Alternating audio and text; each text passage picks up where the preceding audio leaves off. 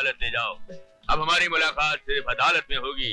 अरे बेवकूफ, गाड़ी को इंदिरा मेम साहब के पास ले जाओ, अब इसकी जरूरत होने पड़ेगी। जाओ। पापा? हाँ बेबी, किसका कत्ल करना है? कत्ल नहीं पापा, आपको सिर्फ उसे मारना है। अरे वही फिल्मी अंदाज में ऐसा ही बोलते हैं कि कत्ल करना है, लेकिन मारपीट पर समझौता हो जाता है। हाँ तो बताओ किसका? लेकिन पापा ऐसा है कि आप उसे जोर से नहीं मारना।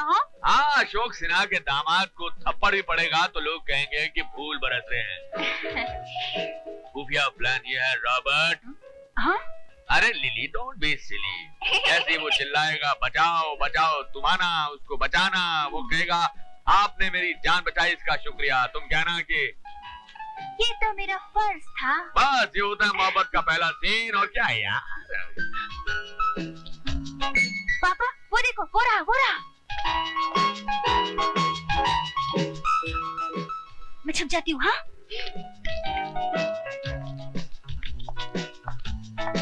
हाँ तो ये है मूंछों वाला हैंडसम ईमान। चल बेटा अशोक, जरा तैयार हो जा।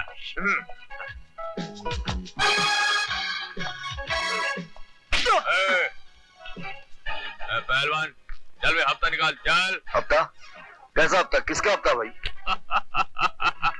ये तो सड़क पर चल रहा ना, इसलिए। ये म्यूनसिपैलिटी की है, और ये तू खाना खा रहा ना, ये अपन का। फटाफट हफ्ता निकाल। चल। तू कौन है भाई?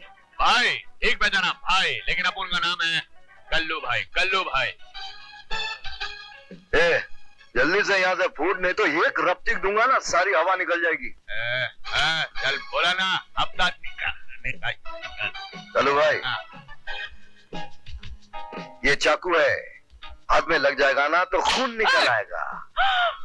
राजकुमार का डायलॉग बोलता है, पता है मुझको भी एक डायलॉग आता है, जिनके खुद के महल शीशे के होते हैं वो दूसरों पर पत्थर नहीं मारते। चुनाव से क्या निकाल। देखिए आप जो भी हैं, पर हमारा आपसे लड़ने का कोई इरादा नहीं। और रही आपके हफ्ते की बात, तो जब हमारे पास पैसा होगा आप पहुंचा देंगे। चिकने तू पीछे हट, मुझे पहले इससे निपटने दे।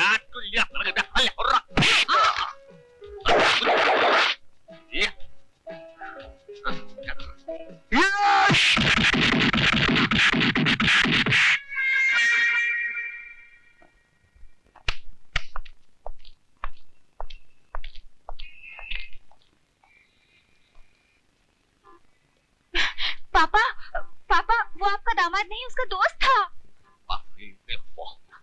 वो सोने से मेरी क्या हालत कर दी है। पापा आप यहाँ रुकिए, मैं आपके लिए एक ऑटो लेके आती हूँ। क्या है मेरा हालत? जरा गाड़ी रोको। बेचारा कोई भूखा लगता है। गाड़ी पीछे ले लो। ए भाई, ये लो, ये रख लो अपने पास। गूंगे हो? कुछ खा पी लेना। चलो। Daddy. Yes my darling. Problem is this daddy, साला किसी भी सूरत में नहीं फंसता।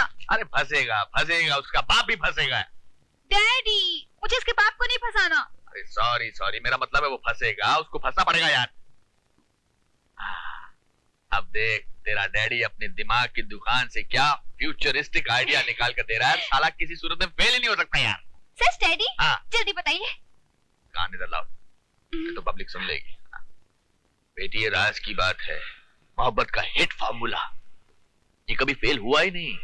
लैला ने मजनू को पटाया था गाना गा के, कोई पत्थर से ना मारे मेरे दीवाने को। नमस्ते नमस्ते नमस्ते मिसेस सिन्हा। नमस्ते। आपसे एक जरूरी बात करनी है। कहिए। वो क्या है कि आपकी लड़की बड़ी हो गई है, मेरी बहन का लड़का बहुत अच्छा रहेगा उसके लिए। क्या है कि बंगला है, गाड़ी है, और ऊपर से चार्टर्ड अकाउंटेंट है, और उसकी माँ चाहती है कि उसका घर जल्दी से बच जाए। तो मैंने सोचा कि वो उसके पिताजी क्या करते हैं? जी पिताजी एक नंबर के जुआरी हैं, शराबी हैं, बस यही खराबी है। लेकिन माँ बेटे का उसके साथ कोई रिश्ता नहीं, नफरत करते हैं दोनों उससे। मिस्टर दुबे, दुनिया की नजर में तो वो उसका बाप ही है ना। इस रिश्ते की बात करने से पहले आपने सोच क्यों नहीं लिया कि आप किस खानदान से रिश्ता जोड़ने जा रहे हैं? आप क्या समझते हैं कि मेरी बेटी एक जुआरी के घर की बहू कहलाएगी? सड़क पर चलते लोग उस पर उंगलियां उठाएं? आप उनसे जाकर कह दीजिए कि अपने बेटे के लिए रिश्ता किसी क्लब में ढूंढे, वहां उन्हें बहुत सारे जुआरियों की बेटियां मिल जाएंगी। नमस्ते।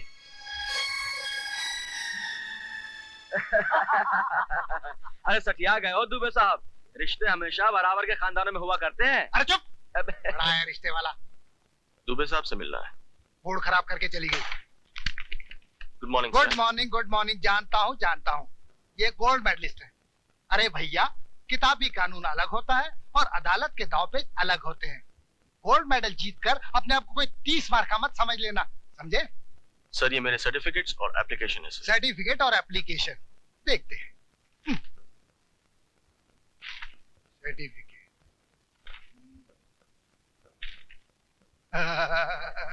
अरे भैया, एप्लीकेशन फॉर्म तो ठीक से भरा होता। ये क्या, सिर्फ अविनाश, ना कुछ आगे ना कुछ पीछे। मुझे सिर्फ अविनाश कहते हैं। अच्छा, बाप नहीं है? कोई बात नहीं, माँ का नाम भर सकते हो। मेरा नाम सिर्फ अविनाश है। दरअसल मैं इस दुनिया में अनाथ पैदा हुआ हूँ। हाँ, समझ गया। मतलब तुम किसी की अय्याशियों का नतीजा हो, यानी कि समाज के नाम पर एक धब्बा हो। देखो भैया, मैं ठहरा इस शहर के एक नामी वकील, बड़े बड़े घरों के, बड़ी बड़ी कंपनियों के मुकदमे लड़ता हूँ मैं। मुझे माफ करो। अरे क्यों मेरी प्रैक्टिस बंद करवा रहा है? जाओ बेटे, जाओ। क्या कर रहा है यार, छोड़ना, टूट जाएगा। हाँ? मतलब तुम किसी की अय्याशियों का नतीजा हो, समाज के नाम पर धब्बा हो। तुम किसी की अय्याशियों का नतीजा हो, समाज के नाम पे धब्बा हो। हाय हैंडसम, तुम्हारी सूरत बता रही है कि तुम्हारी नौकरी पक्की हो गई है। एक तरफ तुम्हारी नौकरी पक्की, दूसरी तरफ हमारी शादी पक्की। अच्छा ये बताओ कि तुमने क्या डिसाइड किया है? स्वीट हार्ट, आज शादी की बात पक्की कर ही डालते हैं। जब हस्बैंड और वाइफ राजी तो क्या करेगा कोई काजी। अगर तुम्हें मंडप पसंद नहीं ना तो हम मंदिर में कर लेंगे, अगर मंदिर पसंद नहीं तो हम अदालत में कर लेंगे, और अगर अदालत पसंद नहीं तो हम ये शहर ही छोड़कर भाग जाएंगे। हम गंधर्व विवाह करेंगे, आई मीन सीक्रेट मैरिज।